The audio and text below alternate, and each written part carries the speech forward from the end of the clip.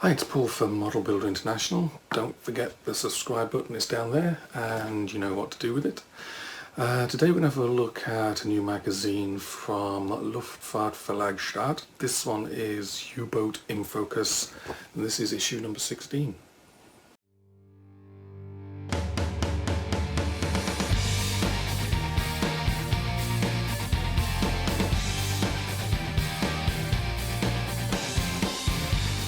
Okay, let's have a quick glance through some of the pages of edition number 16.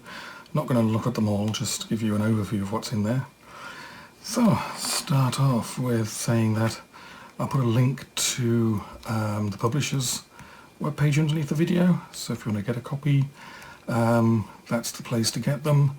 And I'd say if you do want a copy, do it sooner rather than later, because they only print so many. Once they're all gone, that's it, they're all gone. And if you go onto a place like eBay or Amazon, they can go for some really silly prices.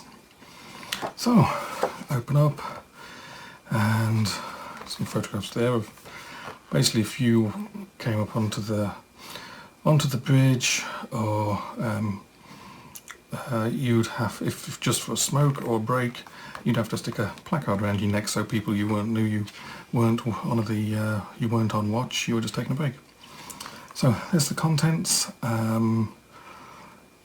You've got Readers Forum, Type 2 boats, Type 7C boats, 9A boats, 9C boats, Boat in Focus, documents, colour photos, unusual, another Boat in Focus U393, scenery, photos with a story, and U-Tanker. So let's go quick click through. Start off with the editorial from Axel.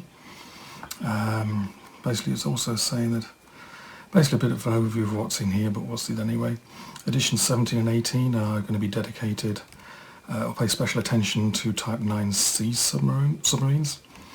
Basically the reason behind that is the new model from coming from Revell, which appeared at the end of 2018. There's also a decal sheet, more about that later.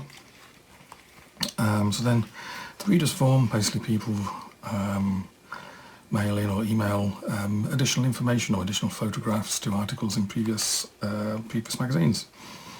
So this is an update to edition 11, edition 13, a photograph there. So edition 13, collision with the Admiral Rashby. More Readers Forums, edition to edition 14.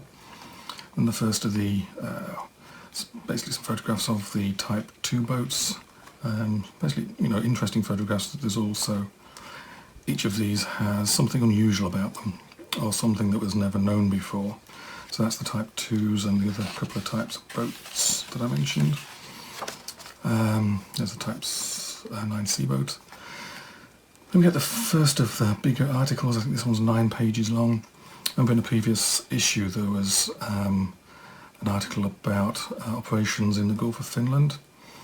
In fact, yeah, edition 14 dedicated considerable space to U-481's operations in the Gulf of Finland.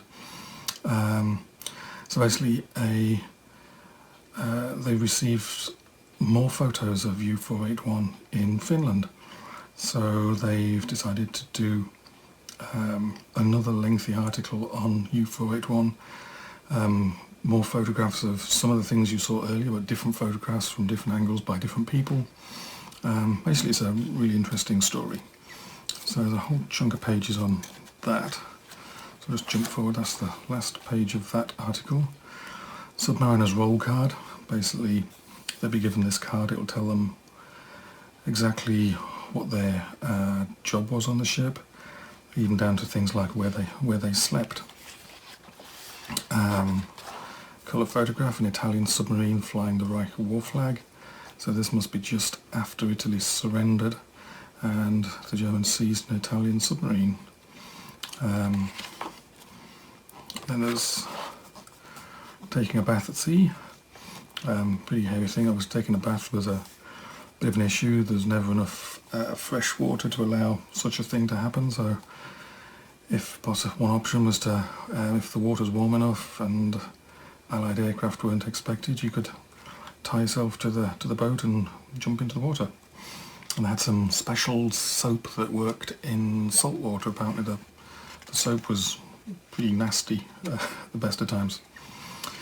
So now the other big article is U-393, the experimental boat of testing group Sultan. Basically it's sort of built as say a regular type 7C boat, but it was used for testing, usually testing the hydrophones for the later U-boats. And there's a whole section on this right up to the end. What's that, 16 pages on the U-393, and basically pretty much its life story from beginning to end. Here it is on the slips, and that's where she was scuttled. So there's a lot of really good information in there, a lot of really good photographs, and it was pretty much an experimental ship all the way through the war,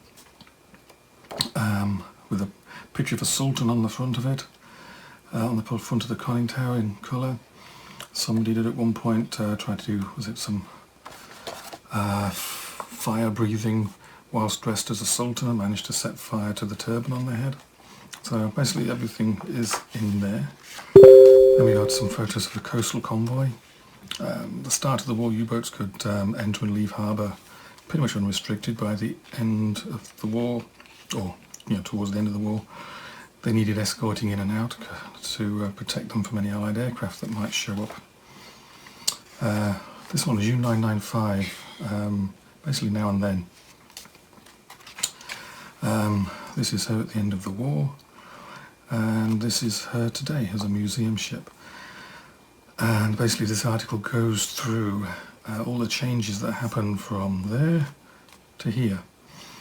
She had 10 years in the Norwegian Navy, and then it was sort of a slow process for her to get here, and just time and other things have sort of taken a toll, things have been replaced.